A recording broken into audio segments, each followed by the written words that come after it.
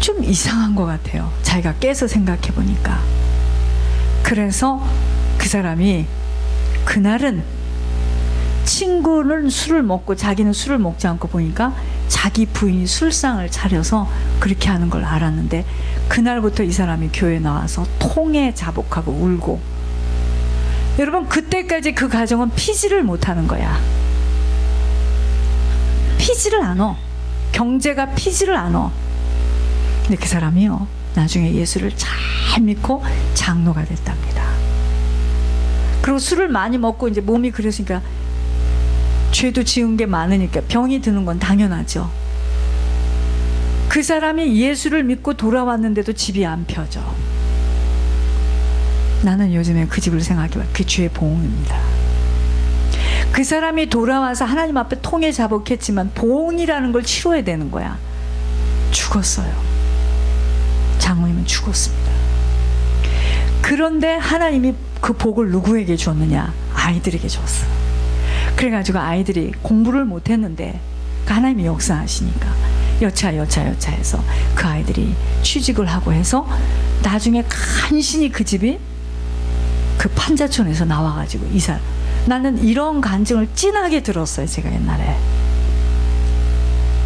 여러분 보세요. 우리에게 주신 일들은 다 그것이 하나님께서 내가 잘못해서 선택을 했던 뭐를 어쨌든 저쨌든 하나님이 내가 예수 믿기 시작하는 그날부터 나를 사람 만들려고 주신 큰 훈련에 십자가인데, 그걸 발로 뻥 차는 순간 나는 어떻게 되겠습니까? 여러분, 십자가를 발로 차면은요, 나는 편합니다. 가문이 죽어요. 그래서 오늘도 언뜻 제가 하늘에서 하는 이야기를 이렇게 좀 듣고 왔는데 뭐라 하시느냐면, 화목하지 않은 가정은 절대로 응답할 수가 없답니다. 그러면 화목해야 되려면 어떻게 해야 되겠습니까? 한 사람이 이 몸 불살로 죄가 돼야지. 그게 훈련입니다. 화목하지 않은 관계는 절대로 하나님이 응답할 수가 없답니다. 그러니까 한 사람이 어떻게 되죠? 배를 땅에다 놓고 박박 기어야 되죠. 죽도록 섬겨야 됩니다. 저쪽에서 어떻게 나오든 그때 그 가정에 부활의 역사가 일어나는 거예요. 근데 우리는 어떡하죠? 결혼 상담소에 가보자. 카운슬러한테 가보자. 저놈의 인간이 문제구나. 그래서 이제 이번에는 저놈의 인간이 문제라서 요놈을 가봤더니 또 요놈은 또 이쪽이 문제네요. 이렇게 해서 사람들이 뭐죠? 인생을 다 소비하는 순간에 나중에 무슨 일이 벌어졌죠? 후대가 다 죽어요. 후대 다 죽습니다. 그래서 하나님이 우리에게 주신 십자가가 있어요. 그 십자가가 뭐죠? 그 십자가는 보고 달아놓으라는 십자가가 아니야. 짊어져야 됩니다. 그래서 나를 따라오려거든 너를 버리고 부인하고 내가 준 십자가를 짊어지고 따라오는 자마다 아버지 나라에 간다는 겁니다. 근데 우리는 어떡하죠? 아, 십자가고 뭐고 그런 거 없고, 내 아버지가 목사니까, 우리 집이 할아버지가 목사니까 복 좀 그냥 풍성하게 주시옵소서. 복 좀 막. 여러분, 절이 훨씬 빠릅니다. 그거는. 예수 믿는 건요, 고난을 받는 만큼 가문의 저주가 끊어지는 거야. 그러면은 그 십자가를 발로 찬 사람은요, 자기는 글쎄 회개하고 갔다 해야죠. 그 십자가를 발로 찬 사람이 또 직분까지 있다. 이건 정말 골치 아픈 일입니다. 그거요, 자기는 그래서 자기 못 간다 치다 후대에게 그 열매 다 먹습니다. 아시겠습니까? 그래서 이거는 그냥 비교할 것도 없어. 하나님이 주신 인생이구나 하고 여기서 결론이 나야 됩니다. 죽든지 살든지 하나님 살아계세요. 변화됩니다. 그냥 만물을 하나님께서 붙들고 계시기 때문에. 지금 왜 지금 권 목사님 저렇게 복을 받았는 줄 아세요? 우리는 그냥 그냥 그렇대. 그게 아닙니다. 말을, 여러분 우리 같은 사람은요 진짜 입도 못 꺼냅니다. 그 과정을 다 통과해서 그래서 몸이 그렇게 성한 데가 없이 아픈 거예요. 근데 그 사람 한 사람 때문에 어떻게 됐습니까? 지금 다 복을 받아. 세상에 놀래서요 책 나오면 다 있죠. 세상에 어떻게 이런 일이 있는, 한 사람 때문에, 요셉 한 사람 때문에 어떻게 됐습니까? 애굽이 살았다는 거 아니에요. 다른 사람이 무슨 똑바로 살아서 그렇게 복을 받았는 줄 아세요?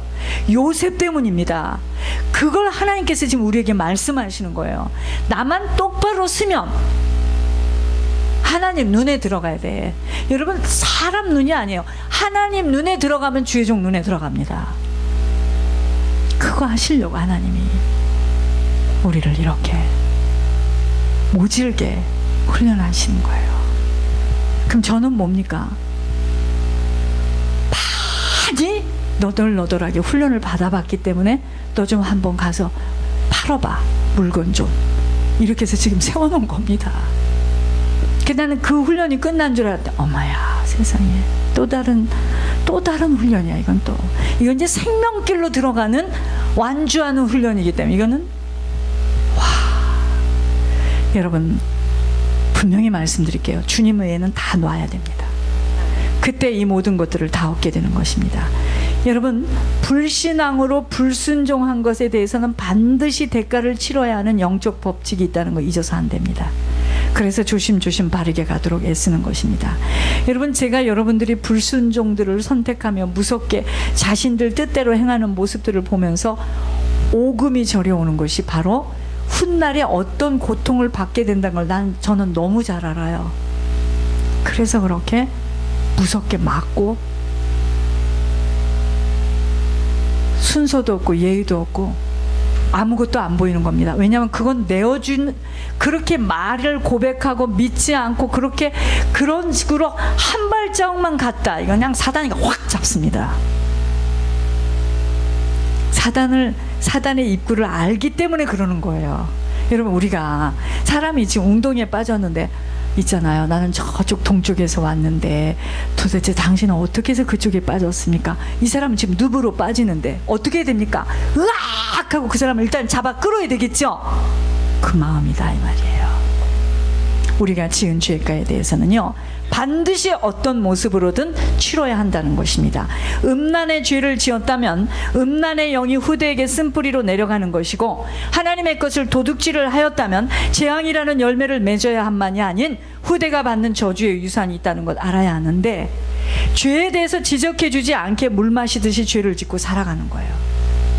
오늘 내가 겪고 있는 그 모든 환경은 우리가 뿌린 것에 대하여 열매를 거두는 모습입니다. 거듭 말씀드립니다. 아버지가 어머니를 계속해서 침을 뱉고 학대하고 무시한 죄가 후대에게 반드시 어떤 모습으로든 재앙으로 만나야 하는 유산이 있기에 그냥 신앙생활이 안 되어진 것에 대해서 지나칠 것들이 아닙니다. 제가 아까 장모님하고 오면서 그 이야기를 했어요. 그 아기가 타이밍을 잘 맞춰서 태어났다. 지금 2, 3년 전에만 태어났어도 이 얘기는 또 다른 이야기입니다. 지금 회개와 천국과 죄의 보응에 대해서, 영적 대물림에 대해서 막 눈이 띄어지는 애가 나왔으니까 나는 종이 한 장을 받은 거죠. 여러분 오늘 톡톡히 겪어야 할 유산의 내용이 욥기 21장 19절이에요. 어머니 눈물이 흘러서 자손들에게 반드시 그 눈물을 흘려야 하는 유산이 있습니다. 아버지의 무서운 잘못 살아온 폭행과 돌이킬 수 없는 자국들이 자녀들에게 갚아가야 하는 저주로 쌓여집니다. 그 저주를 내려가지 않도록 엄마가 어떠한 어려움이 있어도 이대에서 더 많이 회개의물을 올리고 회개하고 충성하고 하는 만큼 이게 잘려지기 때문에 생을 거는 거예요. 우리가 뭐 죄를 우리가 볼 때는 많고 적지만 하나님 볼 때는 똑같습니다. 왜 무섭도록 섬겨야 하며 죄를 무서워하며 바르게 가야 한다고 거듭 말씀드리는 줄 아셔야 합니다. 누구의 엄마가 나보고 작년에 어디 봅시다, 그러니까 이 사람이 말하는 투가 뭐냐면 네가 말하는 네 신앙생활이 맞는지 내가 맞는지 한번 보자, 이런 식으로 이야기를 합니다. 봅시다. 네, 그랬어요. 당신 눈에서 보게 될 겁니다. 사람이요, 모르면, 무식하면 용감합니다. 봅시다. 목사님, 봅시다. 내 말이 맞는지 당신 말이 맞는지 봅시다. 네, 그랬습니다. 봅시다. 여러분, 사람이요, 확신을 하게 되면 담대합니다. 내가 별로 천국과 지옥 모를 때도, 무지했을 때도 담대했는데 이제 확실한데 내가 무엇을 여러분, 너무 확실하기 때문에 말을 안 하는 거예요. 거기는 잘 모르니까 용감해서 말하는 거고. 새벽에 가서 얼굴 도장 찍는다고 하나님하고 맞는 거 아니에요. 절대로 아닙니다. 여러분, 재벌집 총수가요, 성경책을 들고 사면을 받아서 감옥에서 나왔을 때 그 본인은 얼마나 하나님을 의지하고 살아가고 싶어서 감옥에서도 그 성경을 보고 탁 사진을 찍었는데요. 사면을 받아서 나왔는데 성경책을 탁 쥐고 나왔어요. 아, 저 사람이 예수를 믿나 보다. 조금 있으니까 어린 내연녀와 관계가 드러나며 이혼이라는 제목을 보면서 가문에 내려올 열매들을 생각해 봤습니다.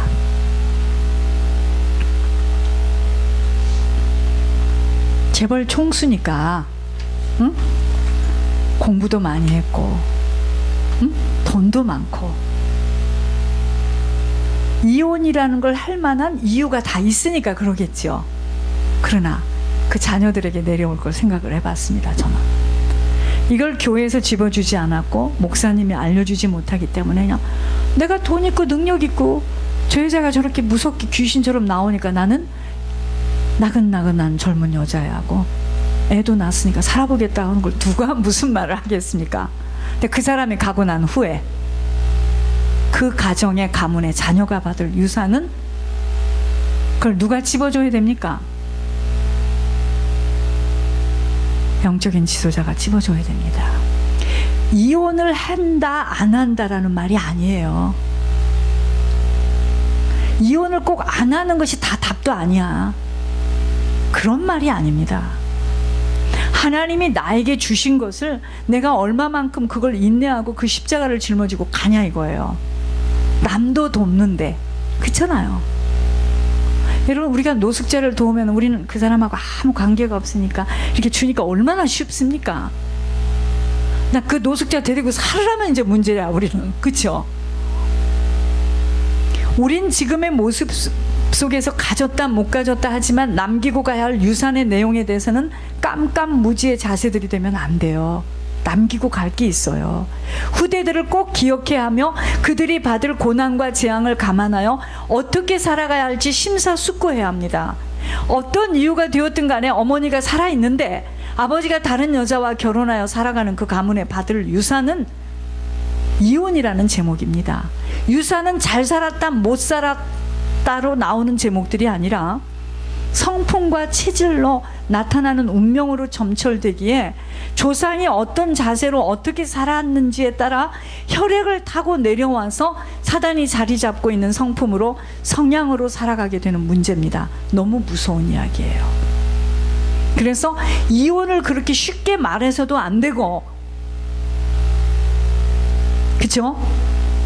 영적인 비밀을 모르면 그 사람이 그렇게 때리고 침뱉고 발로 차고 미쳤으니까 못 살아요. 이렇게 나오잖아요, 세상에서는. 그 다음에 파상될 것은 생각을 못 합니다. 짐승이 아니기 때문에요. 영혼이 바로 되지 못한 인생은 육신은 아주 비참해진다는 것입니다. 우리의 남은 시간은 바로 가야 합니다. 바로 가시도록 시시로 주님 앞에 다 토해내야 합니다. 어떤 것을 토해낸다고 그분은 우리를 흉보거나 버리지 않아요. 내가 어떻게 살아왔는지 주님 다 압니다. 우리의 죄 때문에 통곡하는 모습을 보며 흐뭇해하시고 깨끗한 그릇으로 준비되어지게 담아질 수 있는 응답의 시간이 가까이 오게 되는 것입니다. 사람 때문에 갈등하신다면 우린 그 사람이 내겐 하나님으로 주인으로 들어와 앉아 있는 것 아시고 빨리 자리를 비우셔야 합니다. 주님의 것은 주님에게로 돌려드려야 합니다. 오직 우리의 마음속에 주님만 담을 수 있도록 낱낱이 토해내어서 주님만 바라는 시간 속으로 들어가는 축복을 얻기를 기도드립니다. 시간을 만드셔야 돼. 주님을 토해내는 시간을 만들어야 돼요. 토해내셨다면 여러분 이제 내 안에 있는 것을 다 토해냈다 이 말이에요. 응? 이젠 그분으로 담아져야 함이 바로 그분의 약속입니다. 근데 내 안에 지금 오물이 가득한데 거기다 막 말씀을 외워 말씀을 써. 지금 뭐 하고 있는 겁니까? 그 말씀대로 되어지지 않습니다. 그분과의 관계가 돈독하지 못하고 약속도 없는 만큼은 담아있는 물질과 사람에게 끌려갈 수밖에 없어요. 살 수밖에 없습니다. 그 말은 직분은 가져서 교회에서는 그러는데 돌아 나오면은 똑같이 거짓말하고 도둑질하고 또 새벽에 나가서 기도하고 뭐 하는 겁니까 지금? 주님하고 안 맞습니다. 가장 미련하고 해석한 사람은 이곳까지 이 시간 속에 들어와서도 주님이 아닌 사람을 담고